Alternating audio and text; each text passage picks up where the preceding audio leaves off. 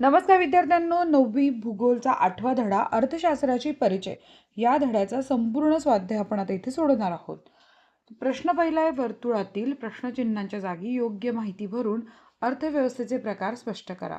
आता यामध्ये आपला अर्थव्यवस्थेचा प्रकार भांडवलशाही अर्थव्यवस्था, देश जर्मनी, जपान, अमेरिका, व्यवस्थापन खाजगी व्यक्तीकडे आणि मुख्य उद्दिष्ट आहे कमाल नफा मिळवणे.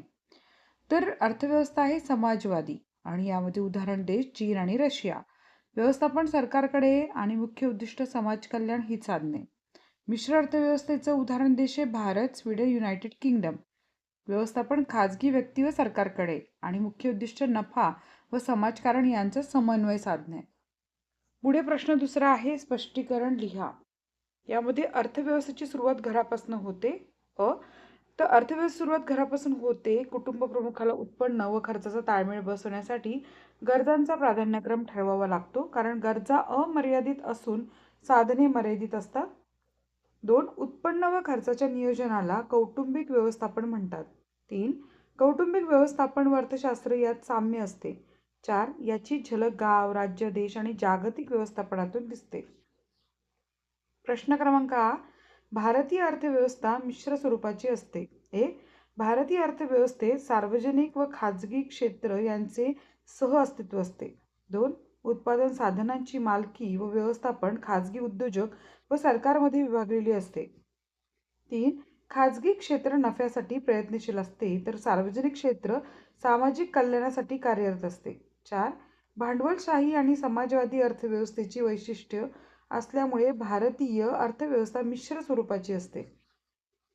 प्रश्न क्रमांक ई, अर्थव्यवस्थेनुसार जगातील देशांचे 3 गट पडतात. 1. वस्तू सेवांचा उपभोग व उत्पादन वितरणाशी संबंधित उपक्रम म्हणजे अर्थव्यवस्था. 2. उत्पादन साधनांची मालकी काही देशांमध्ये खाजगी तर काहींमध्ये सरकारी तर काहींमध्ये दोघांची असते. 3. काही अर्थव्यवस्थांचा उद्देश नफा मिळवणे असतो, तर काहींचा सामाजिक कल्याण आणि काहींमध्ये दोन्हींचे सहअस्तित्व असते. 4. अर्थव्यवस्थेचे स्वरूपानुसार वर्गीकरण भांडवलशाही, समाजवादी व मिश्र अर्थव्यवस्था असे केले जाते. प्रश्न क्रमांक 3, खालील प्रश्नांची एका वाक्यात उत्तरे लिहा. अ. व्यक्तिगत किंवा कौटुंबिक व्यवस्थापन कोणत्या आर्थिक घटकांशी संबंधित असते? उत्तर. कौटुंबिक व्यवस्थापन हे उत्पन्न व खर्च या आर्थिक घटकांशी संबंधित असते. आ. अर्थशास्त्र ही संज्ञा कोणत्या ग्रीक शब्दापासून बनली आहे? उत्तर आहे, अर्थशास्त्र ही संज्ञा ओइकोनोमिया या ग्रीक शब्दापासून बनली आहे. प्रश्न क्रमांक ई, भांडवलशाही अर्थव्यवस्थेत उत्पादनाच्या साधनांची मालकी व व्यवस्थापन कोणाकडे असते? उत्तर.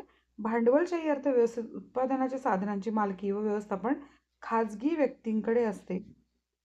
ई. जागतिकीकरण म्हणजे काय? उत्तर. देशाच्या अर्थव्यवस्थेला जागतिक अर्थव्यवस्थेची एकरूप करणे म्हणजे जागतिकीकरण होय. उपक्रम. कोणत्याही एका भारतीय अर्थशास्त्रज्ञाची व त्याच्या अर्थशास्त्रातील योगदानाबद्दलची माहिती मिळवून वर्गात सादर करा. 2. तुमच्या कुटुंबाचे उत्पन्न व खर्च यांचा विचार करून जमा खर्च पत्रक तयार करा. धन्यवाद विद्यार्थी मित्र मैत्रिणींनो. हा व्हिडिओ इथे संपलेला आहे. याच्या सर्व प्रश्नांची उत्तर आपण इथे लिहिली आहेत. जर तुम्हाला उपक्रम सोडून हवा असेल तर आम्हाला कमेंट करून पाठवा. आम्ही तुमच्यासाठी लगेच हा व्हिडिओ अपलोड करतो. धन्यवाद मित्रांनो. तुमच्या कमेंटची आम्ही आतुरतेने वाट पाहतोय.